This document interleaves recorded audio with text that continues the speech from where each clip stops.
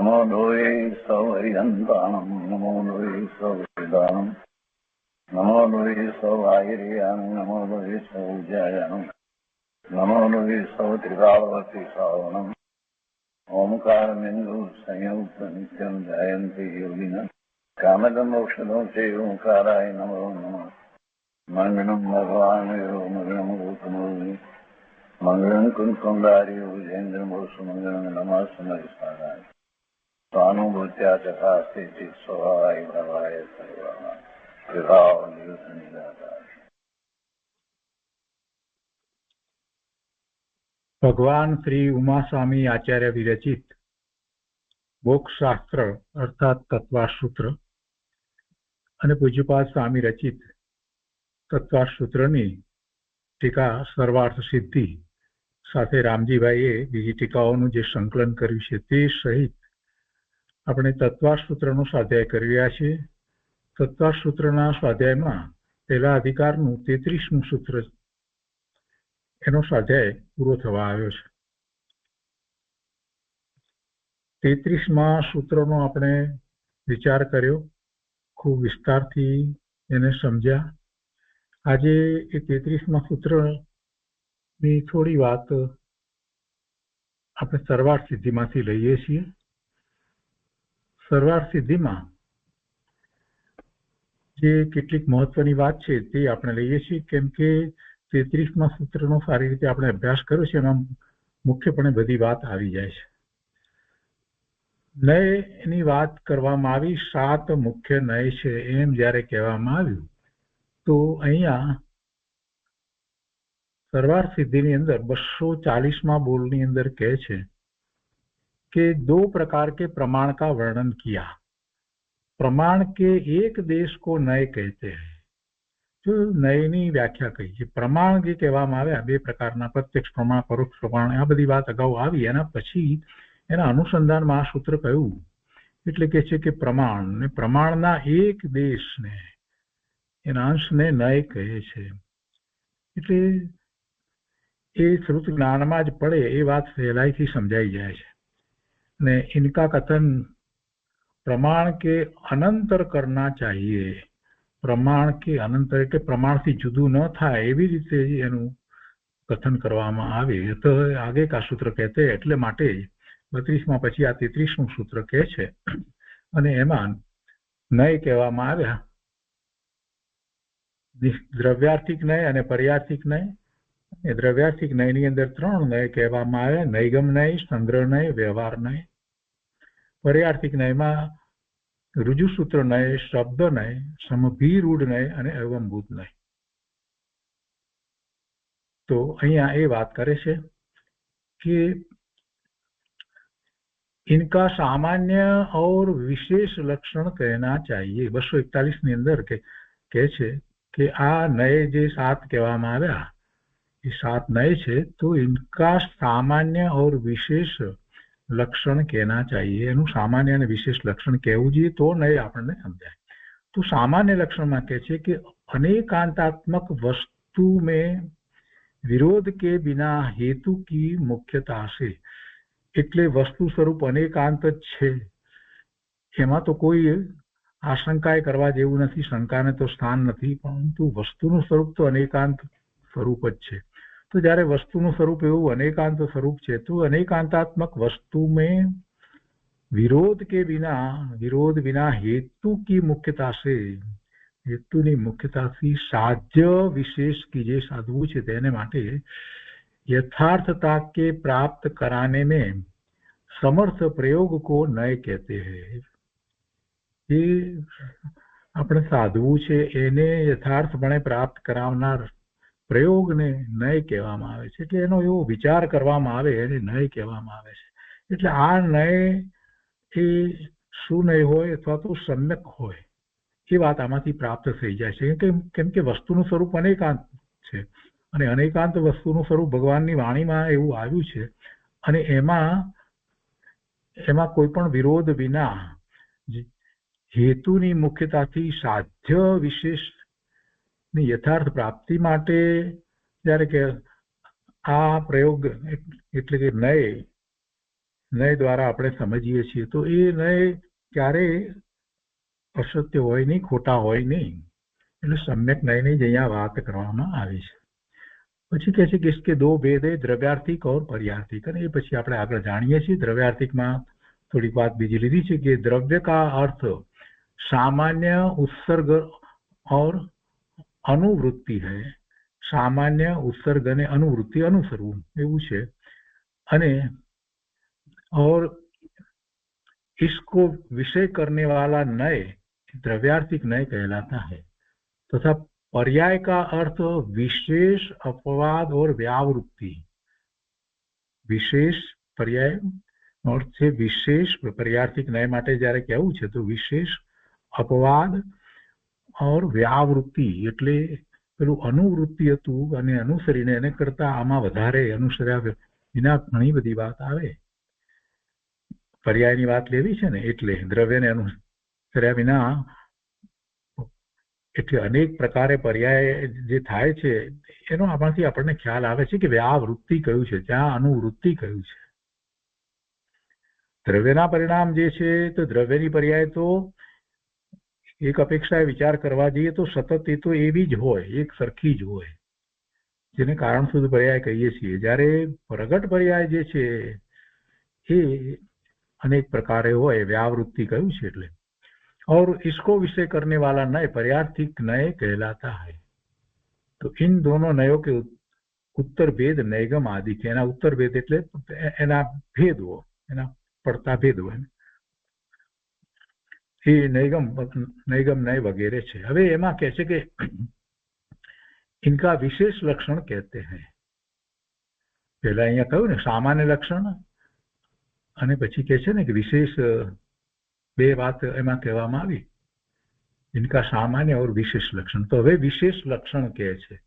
તો આ સામાન્ય લક્ષણમાં તો એ વાત આવી ગઈ કે જ્યારે એ નય પડે છે તો એમાં અનેકાંતમય વસ્તુ જે છે તો એનું અનેક ધર્મનું વર્ણન કરવામાં આવે તો ક્યાંય વિરોધાભાસ આવે નહીં. અને એ રીતે જ્યારે વર્ણન કરવામાં આવે સામાન્ય લક્ષણ કહેવામાં આવ્યું. એટલા માટે આપણે એની પદ્ધતિને પણ સ્યાદવાદ વગેરે ઓળખીએ છીએ, બધી વાત સમજીએ છીએ. પણ વિશેષ શું? તો દરેક જે નય છે એ કઈ રીતે છે એને વિશેષ લક્ષણ કહ્યું. એટલે ઇનકા વિશેષ લક્ષણ કહેતે હોય.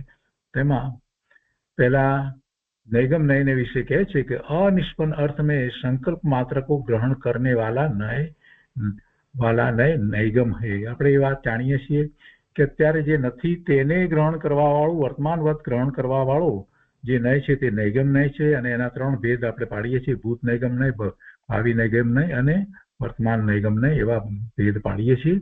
અને એમાં પછી આપણે એના ઉદાહરણો પણ એના સમજ્યા છીએ કે જે વખતે મૂળ વસ્તુ એની એ જ છે પણ અત્યારે નથી તો ભૂતકાળમાં છે પણ અત્યારે વર્તમાનમાં કહેવામાં આવે ત્યારે એ નૈગમ નયનો વિષય થાય છે.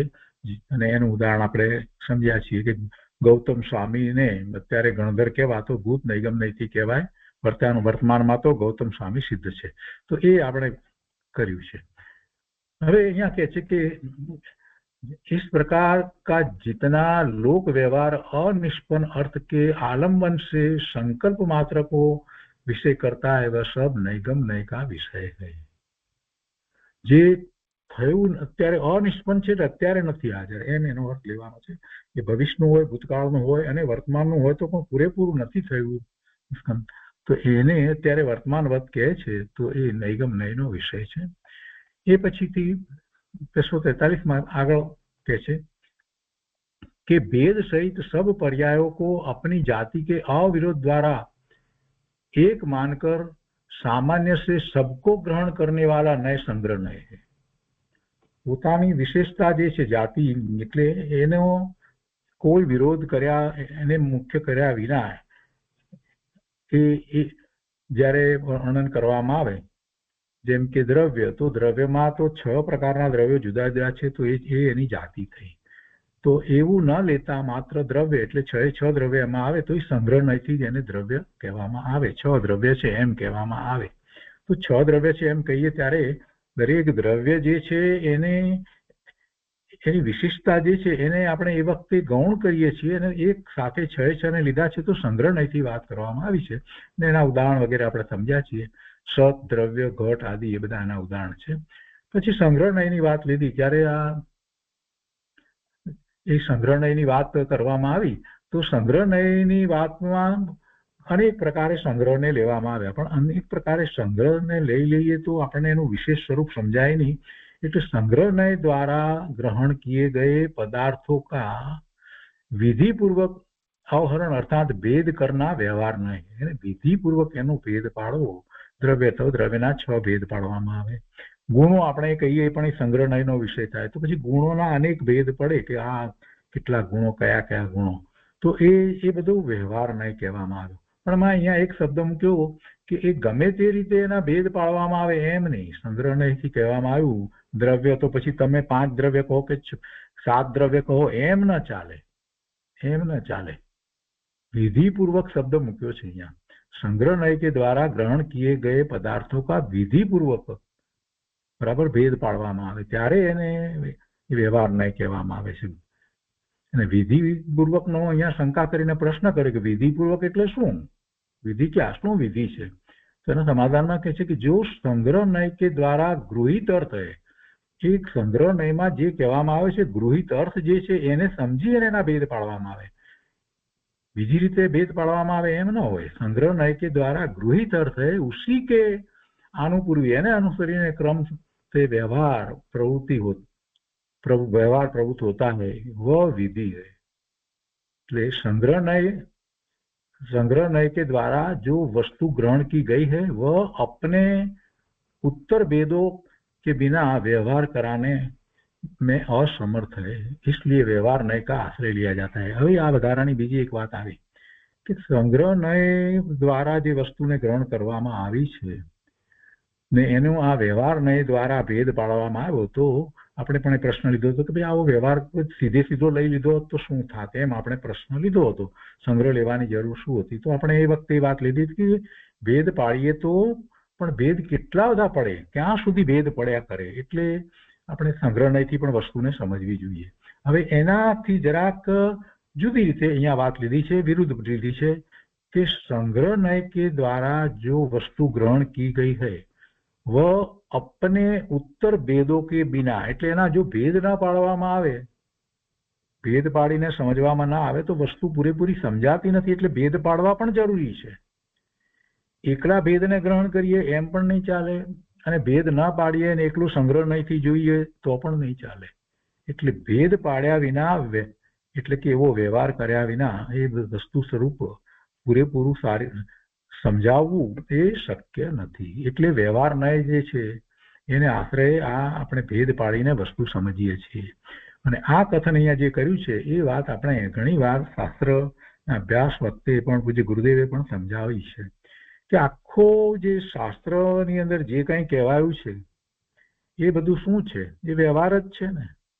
કેમ કે વિસ્તાર કરવામાં આવ્યો છે, ભેદથી કહેવામાં આવ્યું છે, કોઈક કથનની અંદર નિમિત્તાધીન કથન કહેવાયા છે, તો આ બધો વ્યવહાર તો છે.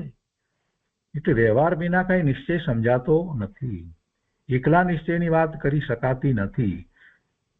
વ્યવહાર દ્વારા જ નિશ્ચયનું સ્વરૂપ સમજાય છે. એ વાત પણ આપણે 11મી ગાથાના સમયસારની 11મી ગાથાના અને 12મી ગાથાના સ્વાધ્યાય વખતે સારી રીતે સમજાય છે.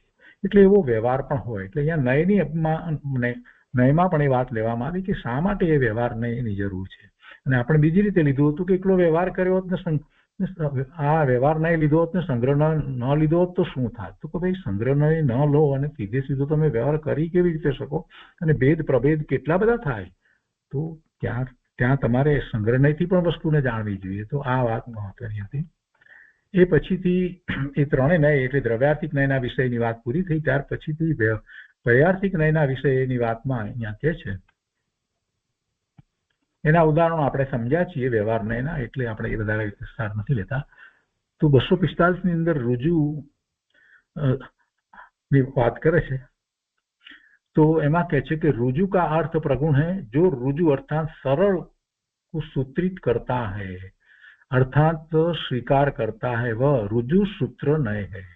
रुजु सूत्र नय सरल ने ग्रहण करे છે એટલે એનો અર્થ શું થયો એનો અર્થ એ થયો કે પહેલા અને પછીની વાત જે છે એના વિષયમાં એને નથી ગ્રહણ કરતું. ય નય પહેલે હુએ ઓર પશ્ચાત હોને વાલે, પહેલા થઈ ગયા અને હવે પછી થવા વાળા, એવા ત્રણેय कालों के विषय को ग्रहण न करके वर्तमान काल के विषयभूत पदार्थों को ग्रहण करता है.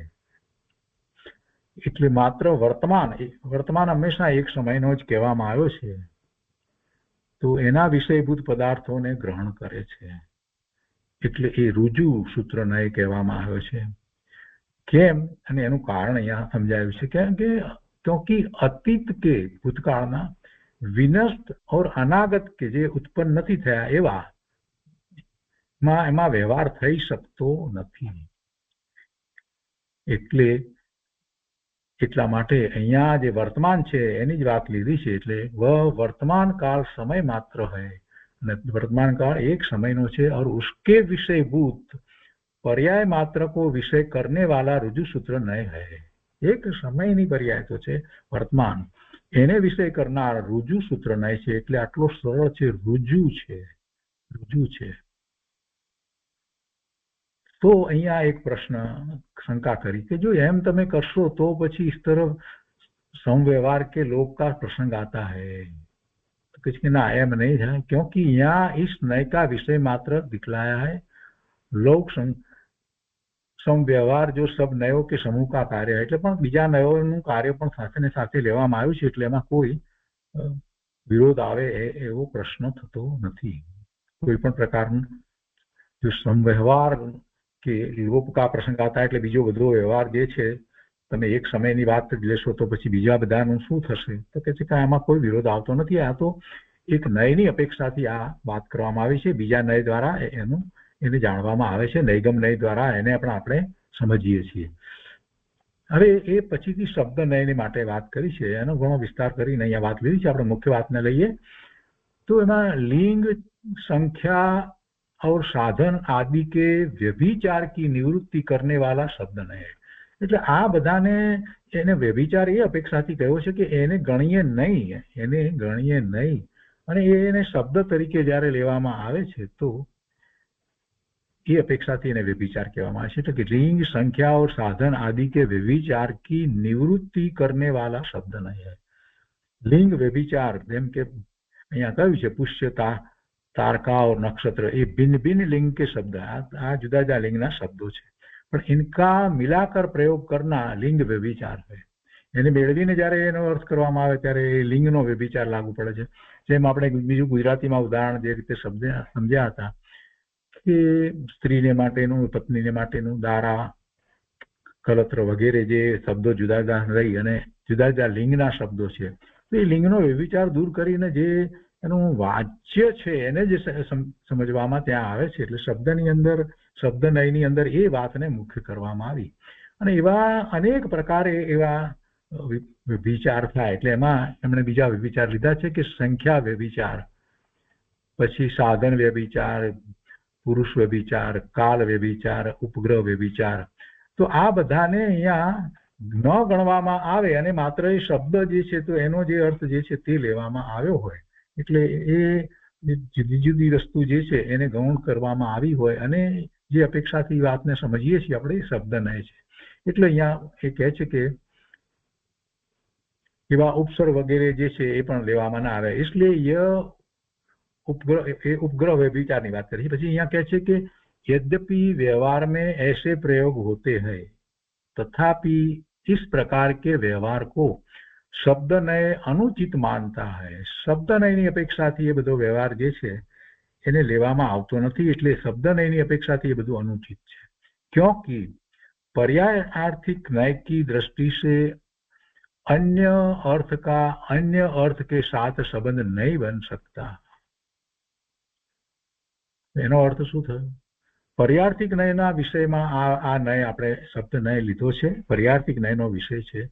એટલે એમાં તમે બીજા શબ્દો જે છે એના તો એ બધો જે વ્યભિચાર છે એને દૂર કરવાનું કારણ એ છે કે શબ્દ નય દ્વારા સમજવાનું એ છે કે पर्यार्थिक नय की दृष्टि से अन्य अर्थ का अन्य अर्थ के साथ संबंध नहीं बन सकता। એટલે જ્યારે તમે લિંગ અપેક્ષાએ તેને જુદા જુદાને ભેળવવા બેસશો તો એનો સંબંધ એ સાથે બની શકતો નથી। એટલા માટે એ વ્યભિચારને દૂર કરી અને લિંગ પ્રમાણે તમે આ જે અર્થ બદલવાનો પ્રયત્ન કરો એવું ન થાય અને માત્ર એ દ્વારા એક જ અર્થ સમજવામાં આવે। અનેક જાતના શબ્દો હોય તે છતાં પણ એનો એક અર્થ જ્યારે સમજવામાં આવે છે તો એ શબ્દ નહીં છે અને એટલા માટે એ શબ્દ નહીં જે છે એ મૂળ અર્થને સમજાવે છે અને એના જે બીજા જે બધા આપણે વ્યભિચાર અહીંયા શબ્દ મૂક્યો છે બધા જે કંઈ બીજા લિંગ વગેરે જે છે તેને એ દર્શાવતું નથી। તો શંકા કરવામાં આવી કે આનાથી તો શું થશે કે આવી રીતે તમે કરશો તો શું થશે કે છે કે इससे तो लोक समय का એટલે વ્યાકરણ શાસ્ત્ર કા વિરોધ હોતા હૈ। વ્યાકરણમાં જુદા જુદા લિંગ વગેરેની બધી ઘણી બધી વાતો આવે છે તે બધાનો તો વિરોધ થઈ જશે। સમાધાન આપીને બહુ સરસ રીતે સમાધાન આપ્યું છે અને બહુ મહત્વનું સમાધાન છે कि यदि विरोध होता है तो होने दो, यदि विरोध होता है तो होने दो, इससे हानि नहीं क्योंकि यहाँ तत्व की मीमांसा की जा रही है।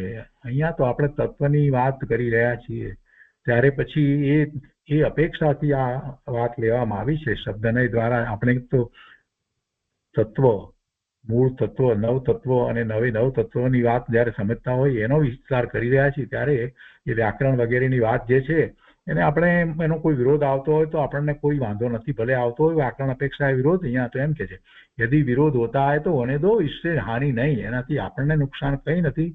કેમ કે આપણું પ્રયોજન શું છે? આપણે સ્વરૂપની પ્રાપ્તિ કરવી છે અને સ્વરૂપની પ્રાપ્તિ એ કેવી રીતે થાય છે તો કે તત્વનો વિચાર કરીને તત્વાર્થ શ્રદ્ધાનમ સમ્યક દર્શનમ। તો તત્વની મીમાંસા અહીંયા કરવામાં આવી રહી।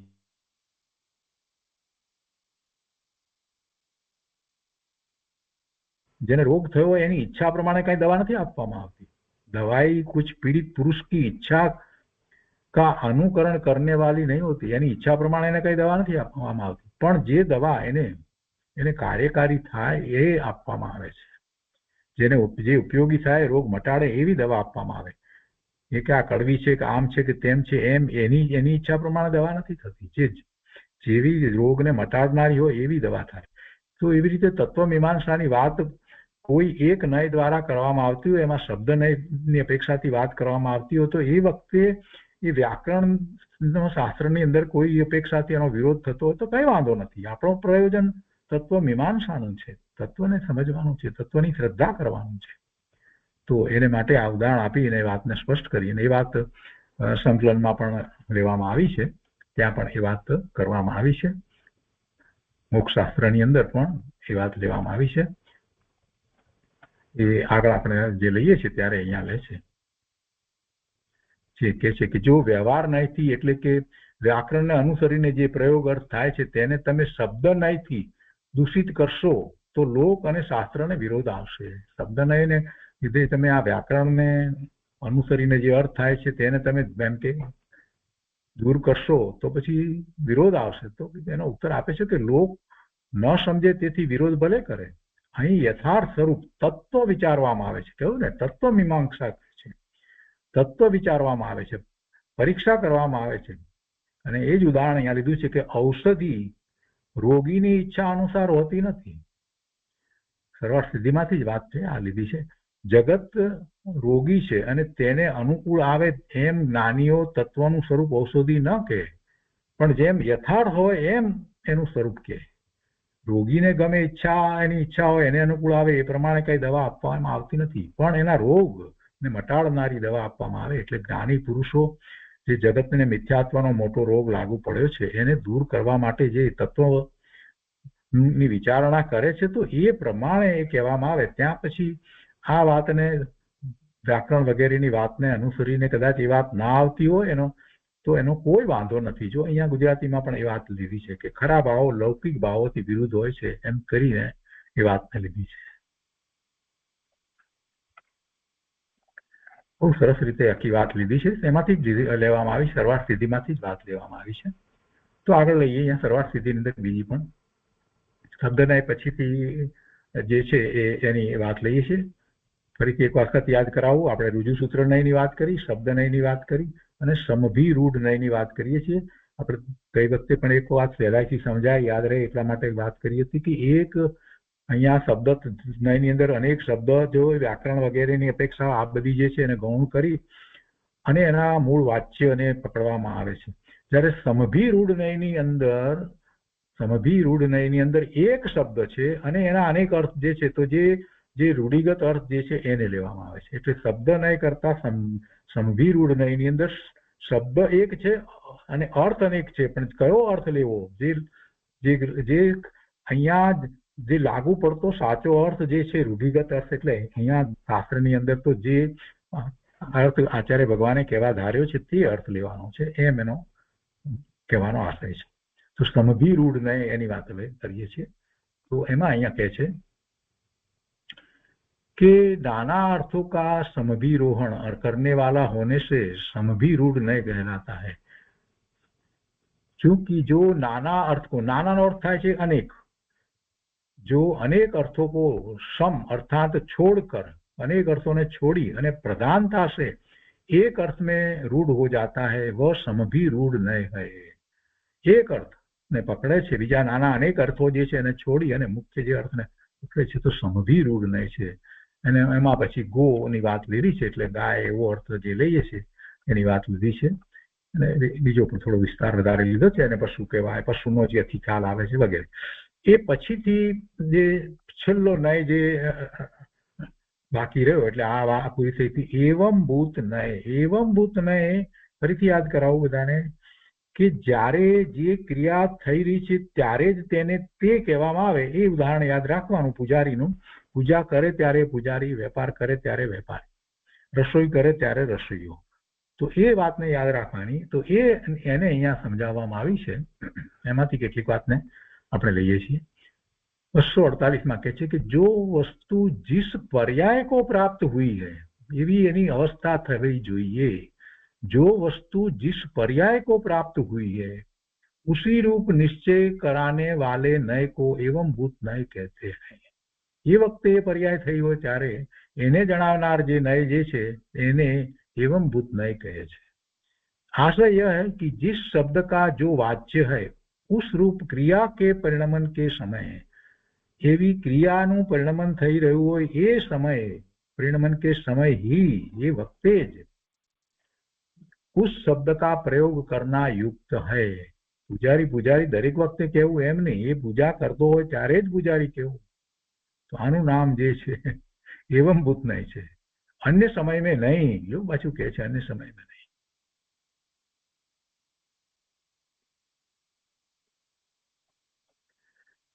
અને પાછી ઇન્દ્રનું વગેરેના ઉદાહરણ આપે છે, પૂજાનું એ ઉદાહરણ આપે છે. તો એ નયની વાત એમાં પૂરી થઈ.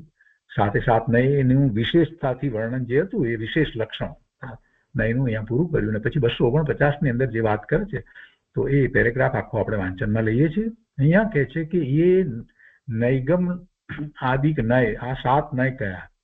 તો એ નય સાતે નયો કઈ રીતે છે તો કે ઉત્તરો ઉત્તર સૂક્ષ્મ વિષય વાલે હોને કે કારણ, એક પછી બીજો નય, બીજા પછી ત્રીજો, ચોથો, એ ઉત્તરો ઉત્તર સૂક્ષ્મ વિષય વાળા છે. આ વિચાર આપણે કર્યો ન હોય, આચાર્ય ભગવાન જ આ રીતે વિચાર કરે. અને ખરેખર એ ક્રમમાં જ મૂકવામાં આવ્યા છે. ગમે તે ક્રમમાં તમે બોલો એમ નહીં ચાલે. उत्तरो उत्तर सूक्ष्म विषय वाले होने के कारण इनका यह क्रम कहा है. पूर्व नय, पहलानो नय यानी पहलानो नय, पूर्व नय आगे आगे के नय का हेतु है. पछीनो जे नय हो एने माटेનું પેલું કારણ છે, हेतु છે. इसलिए भी यह क्रम कहा है. इस प्रकार ये नय पूर्व विरुद्ध महाविषय वाले और उत्तरोत्तर अनुकूल अल्प विषय वाले हैं. द्रव्य की अनंत शक्ति है, इसलिए प्रत्येक शक्ति की अपेक्षा भेद को प्राप्त होकर ये अनेक विकल्प वाले हो जाते हैं. सूक्ष्मता વધતી જાય છે એ પ્રમાણે અનેક વિષયો પણ વધતા જાય છે. અને એ આગળનો નય જે છે એ પછીના નય માટેનો એ કોઈ રીતે એનું કારણ પણ થાય છે. આટલી બધી વાત અહીંયા કરી દીધી છે. અને એ દ્વારા શું થાય છે તો કે છે કે દ્રવ્ય की अनंत शक्ति है, इसलिए प्रत्येक शक्ति की अपेक्षा भेद को प्राप्त होकर ये अनेक विकल्प वाले हो जाते हैं. ये सब नए गौण मुख्य रूप से एक दूसरे की अपेक्षा करके ही गौण मुख्य रूप थी એકબીજાની અપેક્ષા કરીને જ સમ્યક દર્શનનું કારણ થાય છે. એટલે આ બધા નય જે છે એ દ્વારા આપણે સમ્યક દર્શન પ્રગટ કરીએ છીએ. સમ્યક દર્શનનું કારણ આ સાચા નયો છે. સાચા નય દ્વારા વસ્તુ સ્વરૂપને આપણે જેમ છે તેમ સમજીએ છીએ તો મિથ્યા માન્યતાઓ, આપણી મતિ કલ્પનાએ કરેલી માન્યતાઓ દૂર થાય છે. એટલે એ સમ્યક દર્શનનો હેતુ છે. આ નયો એ સમ્યક દર્શનનો હેતુ કઈ રીતે છે કે જ્યારે વસ્તુ સ્વરૂપને આપણે સમજીએ છીએ તો જે અનેક અપેક્ષા દ્વારા જ્યારે સમજીએ છીએ તો એ અપેક્ષા દ્વારા પણ કેવો અર્થ કરવો એટલા માટે એના અહીંયા સાથે સાથ ન એના લક્ષણ દર્શાવવામાં આવ્યા અને એ દ્વારા આપણે વસ્તુ સ્વરૂપને જેમ છે તેમ સમજીએ છીએ. કેમ કે તત્વને જેમ છે તેમ ન સમજવામાં આવે ત્યાં સુધી શ્રદ્ધા સાચી થતી નથી. એટલે એ તત્વાર શ્રદ્ધાનમ સમ્યક દર્શનની વાત મોઢેથી બોલીએ પણ સાથે ને સાથે અંતરમાં એ હોવું જોઈએ કે ભગવાનની વાણીમાં જે વાત કહેવાય છે તે અનેકાંતમય છે અને એના અનેક અંશો જે છે એને હું જેમ છે તેમ સમજું. જેમ છે તેમ એટલે અનેક નય દ્વારા સમજું તો જ સાચી સમજ આવે અને સાચી સમજ આવે એનો સ્વીકાર કરવાનો છે. એનો સ્વીકાર કર્યા વિના સમ્યક દર્શન થતું નથી. કેમ કે બીજી રીતે એના અર્થ તો બીજા અન્ય મતની અંદર ઘણા પ્રકારે લોકો અર્થ કરે છે. વેદાંત વાળા કંઈક રીતે અર્થ કરે છે, નૈયાયિક અમુક રીતે, સાંખ્ય અમુક રીતે, બૌદ્ધ અમુક રીતે બધાએ અર્થ કરતા આવ્યા છે. પણ ત્યાં સમ્યક દર્શનનો પ્રશ્ન જ ઉપસ્થિત થતો નથી. કેમ કે એમને ત્યાં સર્વજ્ઞ પરમાત્માની વાણી તો છે નહીં અને સર્વજ્ઞ પરમાત્માની વાણી જે છે એને પણ જેમ છે તેમ સમજવાની છે. ગણધર ભગવાને એની રચના જે કરી છે, આચાર્ય ભગવાને જે સમજાવ્યું છે તે રીતે એ વાતને સમજવાની છે. એ મહત્વનું છે. એ સિવાય તત્વ શ્રદ્ધા થતી નથી. ભલે બીજા બધા મતવાળા કે અમને પણ શ્રદ્ધા, પણ ના, એમ નહીં. તત્વાર શ્રદ્ધાનમ સમ્યક દર્શનમ, પણ કેવી રીતે તત્વની શ્રદ્ધા કરવી તો આ નય દ્વારા વસ્તુ સ્વરૂપને समझीने करवानी है. कैसे कि जिस प्रकार पुरुष की अर्थ क्रिया और साधनों की सामर्थ्यवश यथा योग्य निवेशित किए गए तंतु आदि पट आदि संज्ञा को प्राप्त होते हैं और स्वतंत्र रहने पर कार्यकारी नहीं होते, उसी प्रकार ये नए समझने चाहिए. શું કહેવા માંગે છે કે તમે એક તાણો લઈ લો તો તાણાને ગમે તેમ તમે એને રાખી દો, ગમે તે રીતે મૂકશો તો કઈ એ વસ્ત્ર બનતું નથી. તાણાને તાણાની રીતે ને વાણાને વાણાની રીતે જે રીતે ગોઠવવામાં આવે એ રીતે જ એ સુંદર વસ્ત્ર બને છે.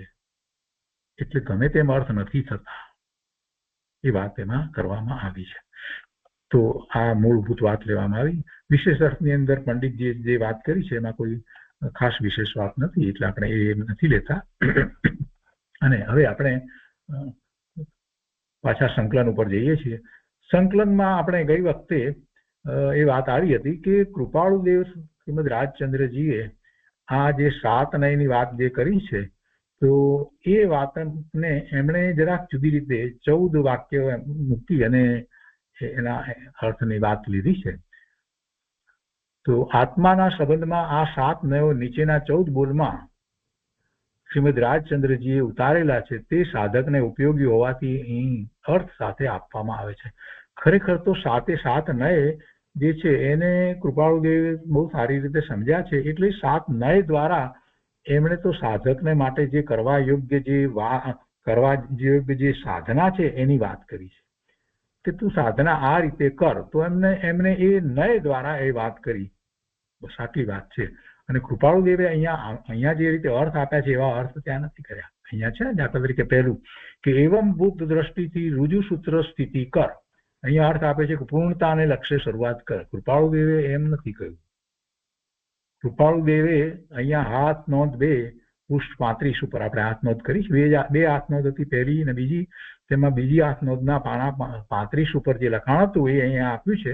તેમાં તો કૃપાળુદેવે તો ફક્ત આટલું જ કહ્યું છે કે એવમ બુદ્ધ દ્રષ્ટિથી રુજુ સૂત્ર સ્થિતિ કર. જેને ન સમજાયો હોય, બરાબર બેસી ગયા હોય, એ આ વાક્યને સમજી શકે, અને ન સમજાયા હોય તો એ આ વાક્યને સમજી ન શકે. કૃપાળુદેવ આપણને એમાં સાધના વિશેષ કરવા માટે નો અનુરોધ કરે છે કે તું આમ સાધના કર. તો એમણે આ રીતે કહી છે જે આપણને કદાચ ખ્યાલમાં ના આવે, બરાબર ખ્યાલ ન હોય તો. ને એના અર્થ કરવા એવંભૂત દ્રષ્ટિથી ઋજુસૂત્ર સ્થિતિ કર. અને તમને એક બીજી વાત પણ સાથે કહું કે અહીંયા 14 વાક્ય લેવામાં આવ્યા છે, એ બધા જોડકા છે, એમાં જોડકા છે. 6 તો બરાબર જોડકા છે, 7મું જે છે એક જ નય વિશેની વાત લીધી છે. તો જો જોડકા કઈ રીતે છે, પહેલું અહીંયા એવંભૂત નય અને ઋજુસૂત્ર નયની વાત લીધી છે કે એવંભૂત દ્રષ્ટિથી ઋજુસૂત્ર સ્થિતિ કર, અને પછી કહે છે કે ઋજુસૂત્ર દ્રષ્ટિથી એવંભૂત સ્થિતિ કર. આ એક જોડકું છે. એવી રીતે નૈગમ દ્રષ્ટિથી એવંભૂત પ્રાપ્તિ કર અને એવંભૂત દ્રષ્ટિથી નૈગમ વિશુદ્ધ કર. ત્રીજું છે સંગ્રહ દ્રષ્ટિથી એવંભૂત થા અને એવંભૂત દ્રષ્ટિથી સંગ્રહ વિશુદ્ધ કર. એના પછી છે વ્યવહાર દ્રષ્ટિથી એવંભૂત પ્રત્યે જા અને એવંભૂત દ્રષ્ટિથી વ્યવહાર વિનિવૃત્ત કર. બબ્બેના જોડકા લીધા છે અહીંયા. અને પછી કહે છે કે શબ્દ દ્રષ્ટિથી એવંભૂત પ્રત્યે જા અને એવંભૂત દ્રષ્ટિથી શબ્દ નિર્વિકલ્પ કર. અને સમભિરૂઢ દ્રષ્ટિથી એવંભૂત અવલોક અને એવંભૂત દ્રષ્ટિથી સમભિરૂઢ સ્થિતિ કર. આ 12માં તો આ રીતે જોડકા લીધા છે. અને જે છેલ્લું જે જોડકું છે એમાં એવંભૂતની જ વાત લીધી છે કે એવંભૂત દ્રષ્ટિથી એવંભૂતતા અને એવંભૂત સ્થિતિથી એવંભૂત દ્રષ્ટિ સમાહ. એવંભૂત જ્યારે પૂજારી પૂજા કરે છે ત્યારે જ એને પૂજારી કહેવાય. એ વાતને યાદ કરીએ તો 14માંનો વિચાર કરીએ, ફક્ત 14માંનો, તો કેટલી બધી મોટી વાત આવી જાય છે. એવંભૂત દ્રષ્ટિથી એવંભૂત થા. એવંભૂત કહે છે કે જ્યારે પૂજા કરે ત્યારે તું પૂજારી, એટલે તું ભગવાન આત્મા. તો ભગવાન આત્મા તું એવું ચિંતન કરીને એવો સ્વભાવ ભાવે પરિણમી જા, ત્યારે જ તું થાય. તો એમ થા, એમ કહેવામાં છે. એવંભૂત સ્થિતિ, એવી સ્થિતિ, એવંભૂત સ્થિતિથી એવંભૂત દ્રષ્ટિ સમાવ. તો તારી જે દ્રષ્ટિ જે છે તે તું સિદ્ધ સમાન શુદ્ધ જો છે તો એને તું સમાવ, એટલે એને તું પ્રાપ્ત કરી લે. એવંભૂત દ્રષ્ટિથી એવંભૂત થા અને એવંભૂત સ્થિતિથી એવંભૂત દ્રષ્ટિ સમાવ.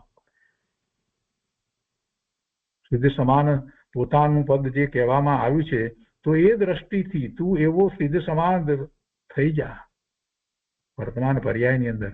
અને એમ જયારે કરે છે તો પછી એવંભૂત સ્થિતિથી એવંભૂત દ્રષ્ટિ સમાવ, એમ કહે છે. એ જ રીતે બધા અર્થ ખરેખર તો આપણે કરવાના છે. અને એને માટે થોડુંક સુધાબેને માર્ગદર્શન આપ્યું છે ત્યાં, પણ એટલે એ માર્ગદર્શન સાથે આપણે એનો જયારે સ્વાધ્યાય કરતા હતા ત્યારે એના અર્થ કર્યા હતા. એમણે જુદી રીતે જે થોડુંક માર્ગદર્શન અહીંયા આપ્યું છે એ પણ સાથે બધાને જાતે વાંચવાની જરૂર છે. આ તો ચિંતનનો વિષય છે.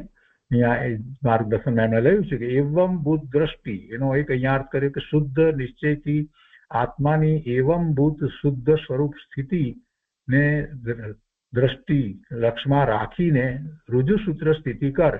ઋજુસૂત્ર પ્રમાણે વર્તમાન પર્યાયમાં સ્થિતિ કર, વર્તમાનમાં શુદ્ધ સ્વરૂપમાં, એમ કહ્યું. અને એ એવંભૂત દ્રષ્ટિનો અહીંયા ફરી પાછો બીજી જગ્યાએ નીચે અર્થ આપ્યો છે. એવંભૂત દ્રષ્ટિમાં શુદ્ધ આત્મ સ્વરૂપને નિરંતર લક્ષમાં રાખીને, એ રીતે અર્થ કરે છે. એટલે એમણે જરાક આ 14 જે છે એને એ રીતે અર્થ એમણે થોડા મૂક્યા છે અને આપણે આનો આધાર લઈ અને સમજવાનો પ્રયત્ન કર્યો હતો.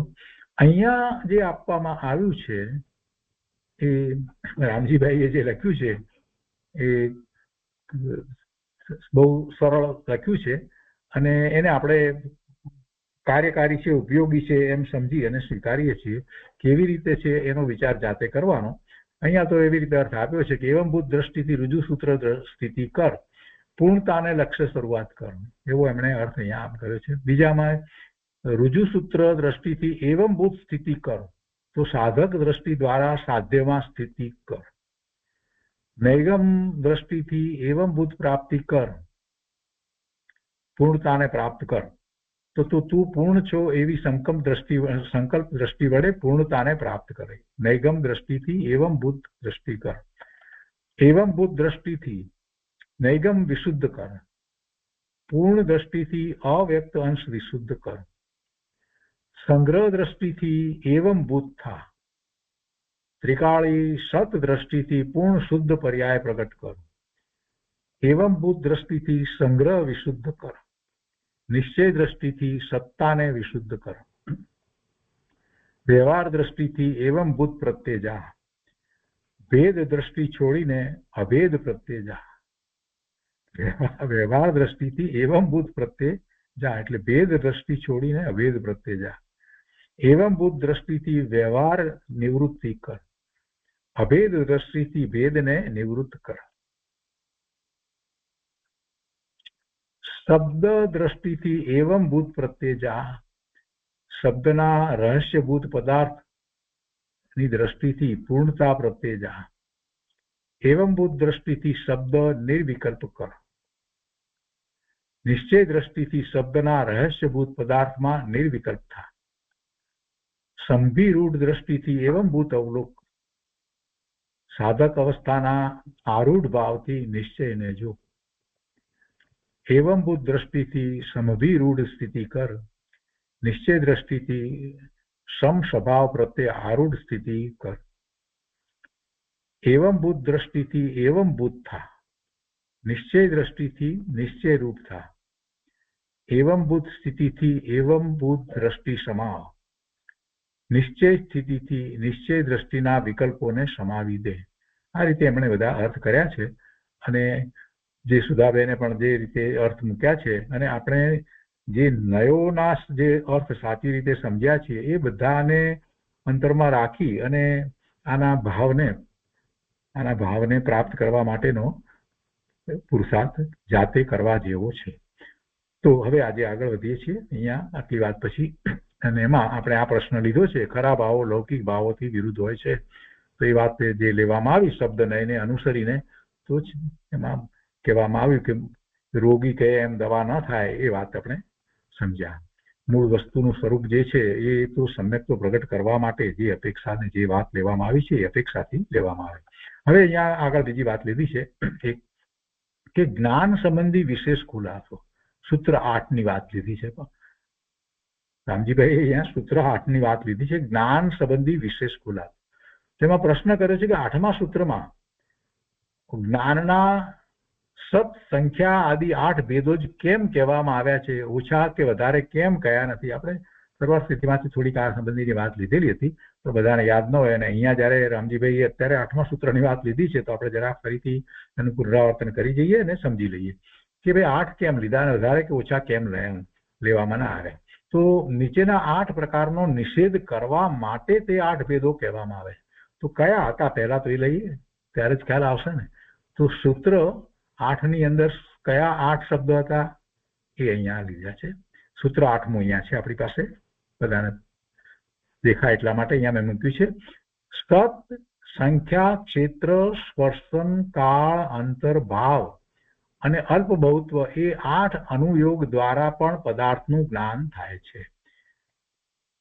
આ દ્વારા પદાર્થનું જ્ઞાન થાય છે. જ્ઞાન કઈ રીતે થાય છે એની આ વાત છે. 6 શબ્દ 8 શબ્દ 4 આપણે લક્ષણ દ્વારા પણ જ્ઞાન કરીએ, નિક્ષેપ દ્વારા, નય દ્વારા, આ બધી વાતો પહેલા આવી ગઈ. એના પછી 8મા સૂત્રની અંદર આ 8 શબ્દની વાત હતી ને એ 8 અનુયોગ દ્વારા પણ પદાર્થનું જ્ઞાન થાય છે એમ ત્યાં કહ્યું હતું. તો કેમ એમાં 8 જ કેમ, 8 થી વધારે કેમ નહીં, એ બધી વાત અંતનો પ્રશ્ન હવે અહીંયા રામજીભાઈએ લીધો છે.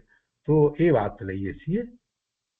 તો પહેલો જે શબ્દ જે કહેવામાં, એટલે કે એમાં ખરેખર તો ખંડન કરવું છે એમ કહેવામાં આવે છે કે નીચેના 8 પ્રકારનો નિષેધ કરવા માટે તે 8 ભેદો કહેવામાં આવે છે. એટલે બીજી માન્યતાઓ જે છે એનું ખંડન કરવું છે એટલા માટે એમ 8 લેવામાં આવે.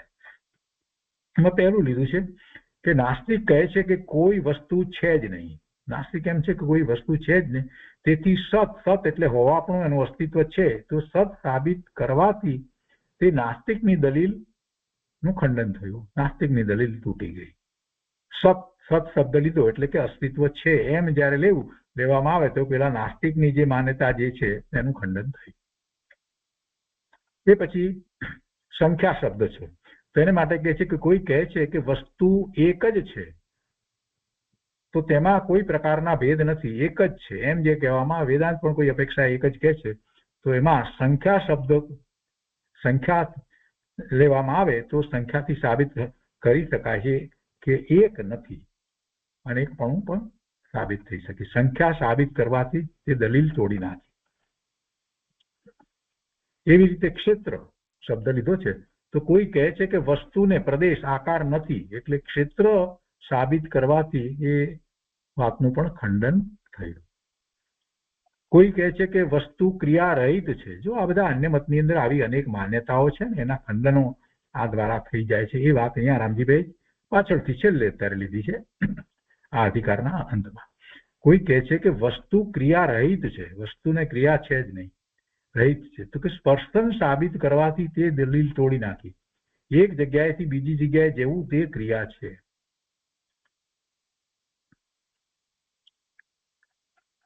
પાંચમું લીધું છે વસ્તુનો પ્રલય સર્વથા નાશ થાય છે એમ કોઈ માને છે તો કાળ સાબિત કરવાથી તે દલીલ તોડી નાખવામાં આવી. વસ્તુનો સર્વથા પ્રલય થાય તો પછી કાળ રહેતો જ નથી ને, કે વસ્તુ પરિણમે છે અને પરિણમે છે તો કાળ દ્રવ્ય જે છે એનું પણ પરિણમન થાય છે અને એની પર્યાય જે છે એનું સાપેક્ષપણું તો આપણે દરેક ના પરિણમનમાં સ્વીકારીએ છીએ. તો વસ્તુનું પરિણમન છે અને એ પરિણમન છે એ જ કાળ બતાવે છે એટલે વસ્તુનો સર્વથા નાશ થાય એ વાત રહેતી જ નથી. કાળ દ્વારા એ વાતને સાબિત કરવામાં આવી છે. વસ્તુ ક્ષણિક છે એમ કોઈ માને છે તો અંતર સાબિત કરવાથી તે દલીલ તોડી નાખી છે. એક પછી એક એમ અંતર લીધું છે ને બે પર્યાયો વચ્ચેનું વગેરે. તો ક્ષણિક છે એમ કોઈ માને છે તો અંતર સાબિત કરવાથી તે દલીલ તોડી નાખી છે. વસ્તુ કુટસ્થ છે એમ કોઈ માને છે તો ભાવ સાબિત કરવાથી તે દલીલ તોડી નાખી છે. કુટસ્થ હોય તો પછી કોઈ ભાવ હોઈ શકે જ નહીં. જેની હાલત ન બદલાય તેને કુટસ્થ કહે છે. એવું કુટસ્થપણું છે જ નહીં. ભાવ તો સતત થયા જ કરે છે ને. વસ્તુ સર્વથા એક જ છે અથવા તો વસ્તુ સર્વથા અનેક જ છે એમ કોઈ માને છે તો અલ્પ બહુત્વ સિદ્ધ થવાથી તે દલીલ તોડી નાખી છે. અને પછી આના સંબંધી સર્વાર્થ સિદ્ધિમાંથી આ વાત લીધી છે. તો કે પ્રશ્નોત્તરમાં સર્વાર્થ સિદ્ધિ પ્રશ્નોત્તરની અંદર આ વાત આવે છે. તો એ પ્રમાણે શ્રી ઉમાસ્વામી વિરચિત મોક્ષશાસ્ત્રના પ્રથમ અધ્યાયની ગુજરાતી ટીકા પૂરી થાય છે, પહેલો અધ્યાય. અને એના પછીથી એમણે પરિશિષ્ટમાં વધારે વાતને સમજાવી છે. તો એવા પરિશિષ્ટ આ પહેલા અધ્યાય પછીના જે લીધા છે એ પરિશિષ્ટ નો સ્વાધ્યાય આપણે આવતા સ્વાધ્યાયથી લઈશું. આજનો સ્વાધ્યાય આપણે અહીંયા સુધી રાખીએ છીએ. થોડોક વધુ વિસ્તાર આપણે આ જે ખંડન જે કરવામાં આવ્યા છે ને એનો આવતી વખતે વધારે વિસ્તાર લઈશું. અને એમાં સર્વાર્થ સિદ્ધિમાંથી જે પ્રશ્નોત્તર લેવામાં આવ્યા છે એ લઈ અને આનો 8 વસ્તુનો વિસ્તાર આપણે સમજીશું. એટલે આ સંબંધી વધારે વિચાર આપણે આવતા સ્વાધ્યાયમાં કરીશું. આ જે ખંડન જે કરવામાં આવ્યા છે ને એ 8 વસ્તુનો સર્વાર્થ સિદ્ધિમાંથી લઈ અને એનો વધારે વિસ્તાર કરીશું. તો એ સંબંધીના આજે પ્રશ્નો આપણે નથી લેતા, સામાન્ય વાત લીધી છે અને પછી પરિશિષ્ટ લઈશું. તો આજનો સ્વાધ્યાય આપણે અહીંયા સુધી રાખીએ છીએ.